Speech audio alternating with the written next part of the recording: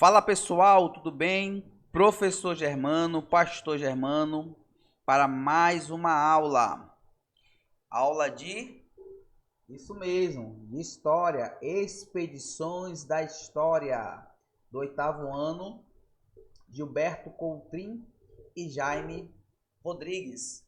Pessoal, hoje nós vamos estar estudando a respeito da Revolução Francesa e a Era Napoleônica.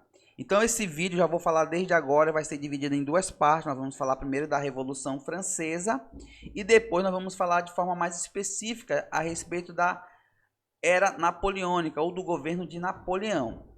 Tá ok? Então vamos lá. Vamos à nossa aula. Então vamos lá, Revolução Francesa e Era Napoleônica, com o professor Germano. Pessoal, no século XVIII, os franceses eles vão derrubar a monarquia absolutista, que eles vão chamar esse processo de derrubagem, né, que vão derrubar, vão tirar, vão acabar com a monarquia absolutista, eles vão chamar de Revolução Francesa. Primeira coisa que eu preciso entender aqui, né, o que é absolutismo e o que é monárquico ou monarquia. Monarquia vem de rei, certo? E absolutismo, ele vem de forma de governo, né? Aonde somente uma pessoa vai governar e as outras pessoas vão obedecer. Então, o que eles queriam acabar aqui, pessoal? Justamente eles queriam acabar com essa forma de governo, né, que acontecia nesse período.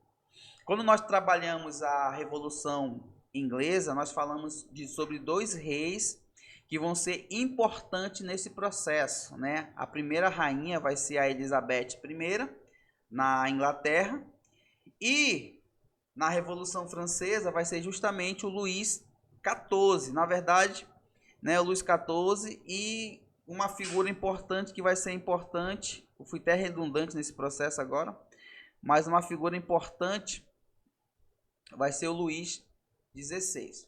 Pessoal, o tema da Revolução Francesa vai ser liberdade, igualdade e fraternidade. Então guarde esse tema, liberdade, igualdade e fraternidade, que vai ser justamente esse processo aqui, ó, esse lema que eles vão querer nessa revolução. Vamos lá. Como eu falei para vocês, pessoal, após a morte de Luís XIV, o trono francês ele vai ser ocupado por mais dois Luíses, né? O Luís XV e o Luís XVI. Pessoal, nesse processo da Revolução Francesa, o mais importante vai ser o Luís XVI, porque tudo vai acontecer com ele, no governo dele, certo? Não que os outros Luíses não sejam importantes, mas nesse processo agora que nós vamos estudar, vai ser do Luís XVI, que ele vai governar no ano de 1774 até 1792. E aí, pessoal, nós vamos ver aquela situação lá da sociedade, certo? Aquela piramidezinha. Vamos colocar aqui a pirâmide para você entender. Aqui em cima vai estar o clero. Aqui no meio vai estar os nobres.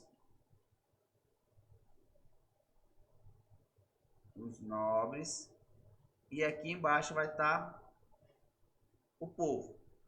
Então era dessa forma, pessoal, que era dividida a sociedade em clero, nobres e povo, certo? Então era justamente dessa forma.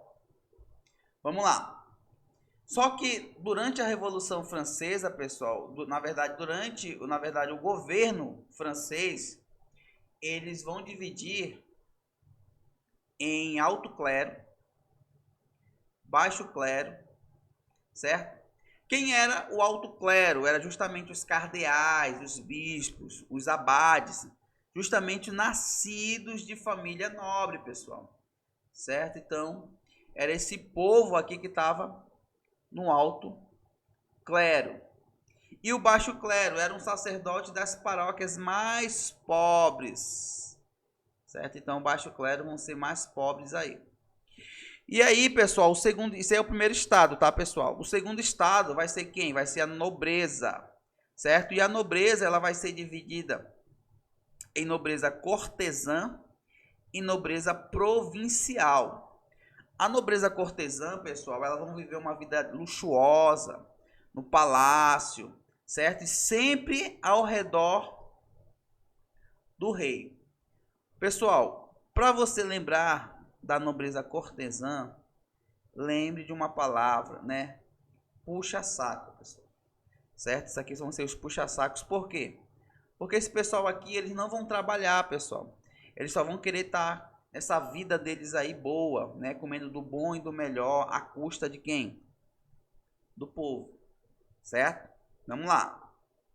A nobreza provincial, pessoal, elas vão viver em grandes propriedades rurais, certo? Então, elas vão ter grandes propriedades rurais, justamente, pessoal, porque eles vão herdar, vão ter essas terras, certo? E aí eles vão, pelo fato deles terem bastante terras, eles vão ser considerados nobres.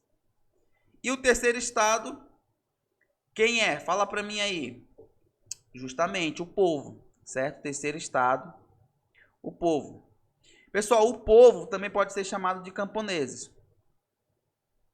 E eles vão estar pagando pesados tributos para o governo, pessoal, certo? Então, querendo ou não, o povo que vai estar aí pagando essa conta, né? Vão estar sustentando esses dois estados aqui, tanto o clero como a nobreza.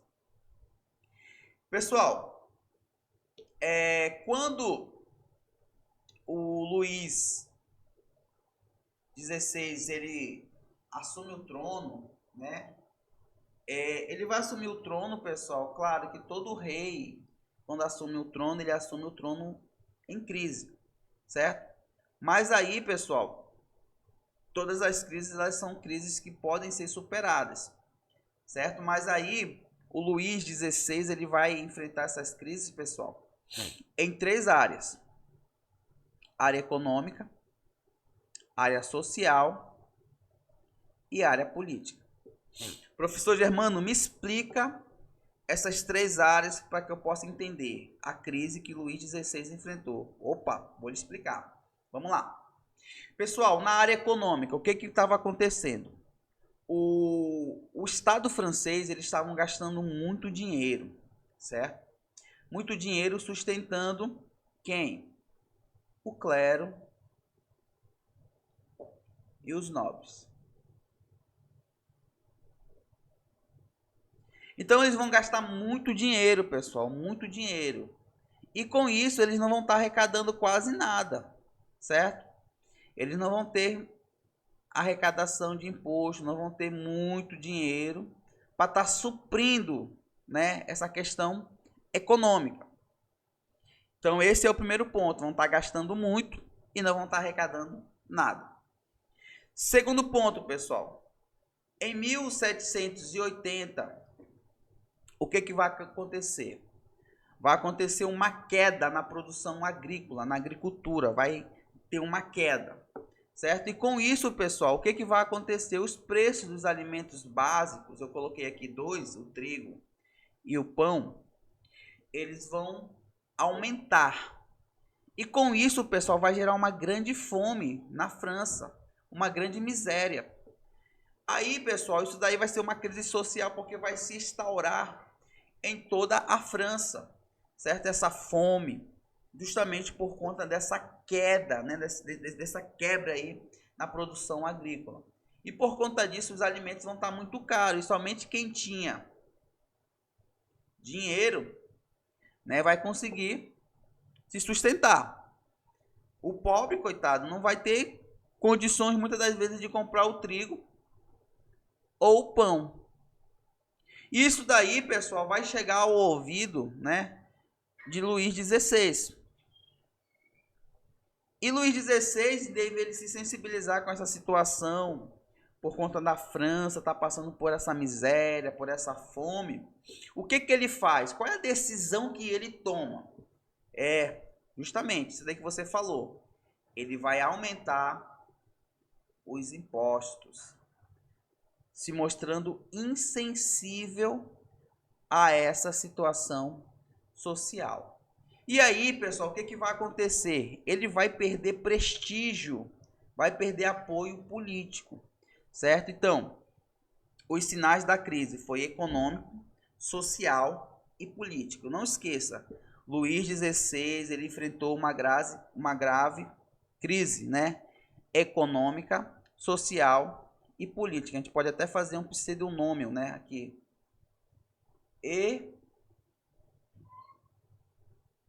ESPO, né? Olha aí, ó. E de econômico, S de social e PO de político, certo? Então vamos lá. E aí, pessoal, o que que vai acontecer? Vai acontecer o seguinte: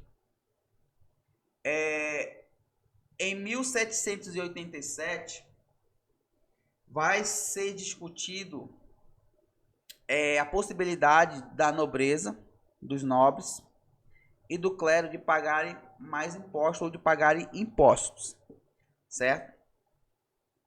Só que eu pergunto de você, será que o clero, será que os nobres, eles vão pagar esse imposto? É claro que não, pessoal, certo? Então, nós vamos ver com melhor detalhe. Pessoal, o primeiro estado e o segundo estado, eles queriam manter os seus privilégios, tudo que eles tinham, tudo que eles conquistaram. E aí, o que que vai acontecer? Eles vão pressionar o rei. Quem é o rei? Fala para mim aí. Exatamente. Luís XVI. Eles vão pressionar o rei Luís XVI para convocar uma Assembleia dos Estados Gerais. Pessoal, entenda a Assembleia não como uma igreja, mas como uma reunião. Eles vão convocar uma reunião a nível geral com todos os estados da França, claro, né? E aí, um detalhe que é interessante aqui é que essa Assembleia Geral, pessoal, ele nunca na vida, durante 175 anos, tinham se reunido. E depois de 175 anos, o primeiro estado e o segundo estado pressionam o rei para convocar essa Assembleia. Vamos ver o que vai acontecer.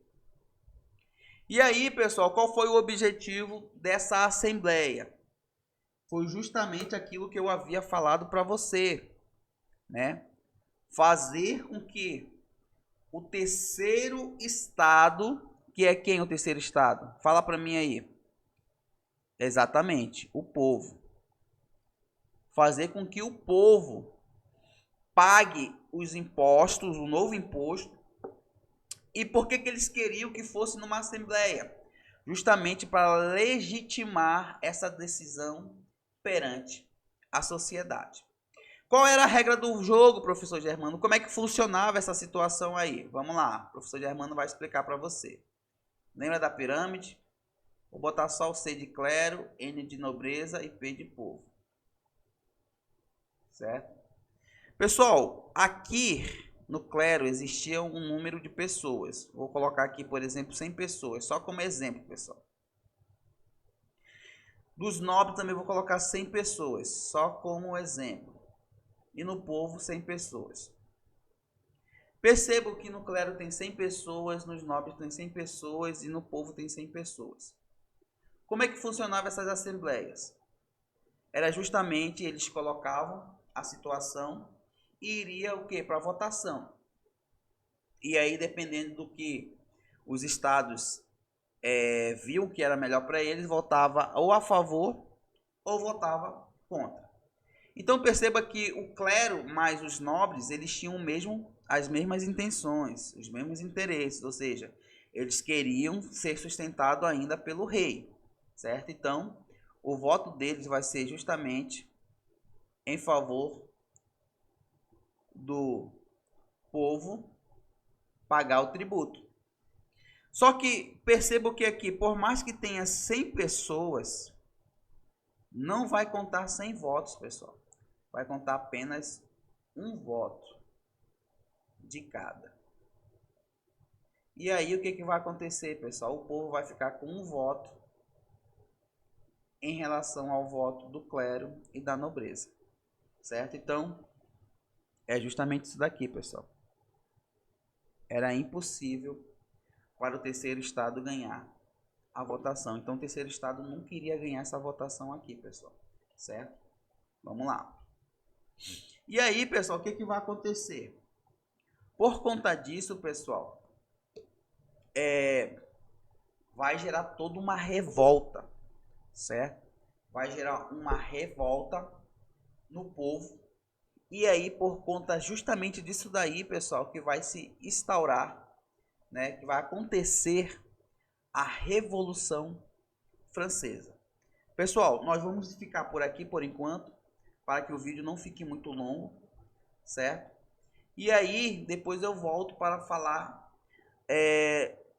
do período, né, como é dividido a Revolução Francesa. Tá ok? Então, até mais. Tchau, tchau.